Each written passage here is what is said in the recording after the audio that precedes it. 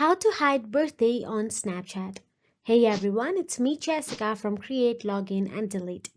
To hide your birthday on Snapchat, you can follow these simple and easy steps. So first of all, launch this Snapchat app on your device and just make sure that you are logged into your Snapchat account. Once inside this Snapchat app, tap on the Bitmoji or profile icon in the top left corner of your screen and navigate to your profile section. Here, tap on the gear icon in the top right corner to open the settings menu. Now all you have to do is scroll down and look for the birthday option available there and simply tap on it. You will get to see the birthday party option available. Simply toggle that off. This will prevent Snapchat from displaying a birthday cake emoji next to your name and from notifying friends about your birthday. Ensure your changes are saved. The visibility of your birthday will now be restricted.